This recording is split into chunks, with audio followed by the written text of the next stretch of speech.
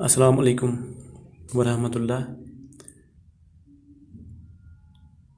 Dear students of 8th class, جیسا کہ آپ جانتے ہیں کل ہم نے ایک نئی پوائم سمر ایڈونٹر شروع کی جس کا ہم نے پہلا حصہ پڑھا، تو آج ہم اس کا دوسرا حصہ پڑھیں گے. آج کا سٹنزا پڑھنے سے پہلے تھوڑی بہت بات ہم کریں گے کل کے حوالے سے. دا پوائٹ میکس ایکچولی جو سمر اینڈ ونٹر ہیں، point makes a comparison between summer and winter. شاعر جو ہے وہ اصل میں کمپیریزن کرتا ہے، یعنی مقابلہ کرتا ہے موسم سرما اور موسم گرما کا، اور اس کے لیے وہ خوبصورت امیجز جو ہیں، خوبصورت تصویریں جو ہیں، ان کی مدد سے یہ کمپیریزن کرتا ہے. اور شاعر کہتا ہے سمر جو ہے یہ نشانی ہے خوشی کی. اٹ سمبلائزز، یہ درشاتی ہے summer happiness, while as winter symbolizes life lessons, بے جانی کی علامت ہے. موسم سرما یعنی زندگی تھم جاتی ہے، زندگی رک جاتی ہے، تو یہ بے جان سی ہو جاتی ہے. تو آج ہم آتے ہیں اس پہ، یعنی سیکنڈ سٹنزا پہ.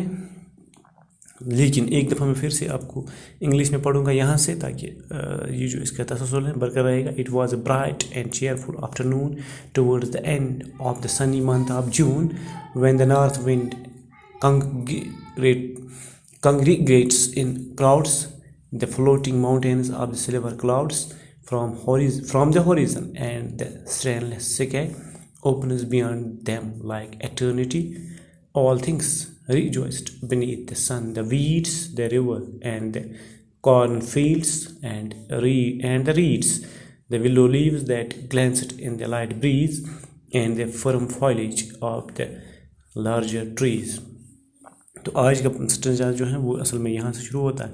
It was a winter such as when birds die in the deep forests and the fish lie stiffened in the translucent ice, stiffened in the translucent ice, which makes even the mud and slime of the warm lakes a wrinkled clod as hard as brick, and when among their children comfortable men gather about great fires and yet feel cold, alas then for the homeless beggar old. تو یہ پوائم جو ہے پی be شیلے کی ہے. پی be شیلے جو ہیں 4 اگست 1792 عیسوی کو انگلینڈ میں پیدا ہوئے اور 8 جولائی 1822 عیسوی کو اٹلی میں وفات پا گئے. تو جہاں تک تعلق ہے آج کے اسٹنزا کا، پہلا جو لائن ہے اس کا اٹ واز ونٹر. یہ ایسی سردی تھی، یعنی سرما کی سردی تھی جس میں مر جاتے ہیں پرندے. یعنی ایسی سردی جیسے پرندے مر سے گئے ہیں، یعنی جو پرندے ہیں وہ مان لو مر گئے ہیں اپنے گھونسلوں کے اندر، وہ حرکت نہیں کر رہے ہیں، وہ باہر نہیں آ رہے ہیں. اب یہ سمجھ لو کہ اتنی زیادہ سردی پڑ رہی ہے کہ پرندے جو ہیں اپنے گھونسلوں کے اندر مرے پڑے ہوئے ہیں. ان دا ڈیپ فارسٹس، گھنے جنگلوں میں، یعنی ان کے گھونسلے جو ہوتے ہیں وہ پیڑ پودوں پہ ہوتے ہیں، یعنی بڑے گھنے جنگلوں میں ہوتے ہیں. تو ادھر جنگلوں کے اندر ایسی سردی پڑ رہی تھی، وہ پرندے وہاں مر گئے تھے جیسے. اینڈ فشز لائی، اور پڑی رہتی ہیں مچھلیاں اس سردی میں پانی کے اندر. یعنی مچھلیاں جو ہیں وہ بے حس سے ہو جاتی ہیں، ان کی مومنٹ جو ہے وہ کم ہو جاتی ہے. Stiffened in the translucent ice which makes even the mud and slime of the warm leaks.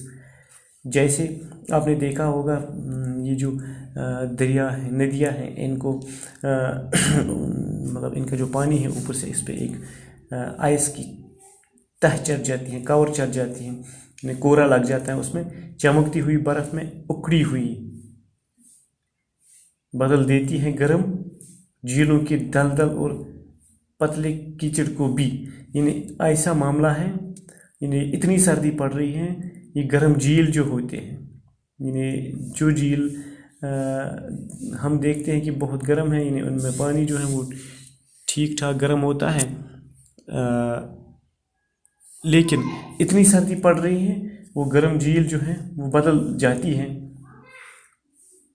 चमकी हुई उखड़ी बर्फ में, यानी यक में कोरा लग जाता है उसके ऊपर से, और इसके साथ साथ जो दलदल वाली ज़मीन होती है झीलों के पास में, या पतली कीचड़ जो होती है, यानी वो भी उखड़ जाती है, वो भी उखड़ जाने का यहाँ से मतलब है उसमें भी सर्दी का असर पड़ता है, उसका मतलब वो फ्रोज हो जाती है, यानी फ्रोजन स्टेट पे आती है। A wrinkled clot as hot as brick, तो इतना सख्त होता है, एक सिलवटों से भरे डीले में जो होता है ईंट की जैसे जितना सख्त, और जब अपने बच्चों के बीच अमीर लोग among their children comfortable men, यानी अमीर लोगों की ये हालत हो जाती है, वो इतने सख्त हो जाते हैं, मतलब इतनी सर्दी पड़ती है, अमीर लोगों के बच्चों के बीच वो हार्ड होते हैं लाइक ब्रिक, यानी ईंटों जैसी सख्त। Gather about great fears and yet feel cold, इसी तरह से लोग जो हैं तेज़ आग के इर्द गिर्द इकट्ठे हो जाते हैं, फिर भी सर्दी महसूस करते हैं। हाय लास, हाय दिन, सोचो तब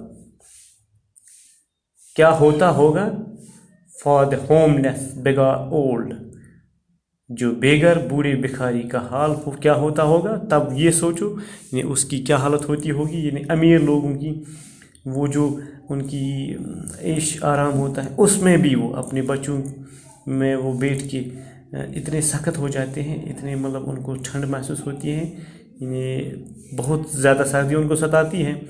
लेकिन तब सोचो अब वो लोग जो तेज़ आग के इर्द गिर्द जमा हो जाते हैं, उसके इर्द गिर्द आ जाते हैं गर्मी के लिए, लेकिन फिर भी सर्दी महसूस करते हैं। हाय सोचो तब क्या होता होगा बेगर बूढ़े बेकारी का हाल। तो इस तरह से जो आज का लेसन जो है मुकम्मल होता है। यानी हम पोएम जो पढ़ रहे थे समर एंड विंटर, इसकी दूसरी स्टेंजा भी हमने पढ़ी। इंशाल्लाह कल के प्रोग्राम में हम इसके सवालात और उनके जवाब आपके लिए लेकर आएंगे। तब तक के लिए खुदा हाफिज़ व नासिर।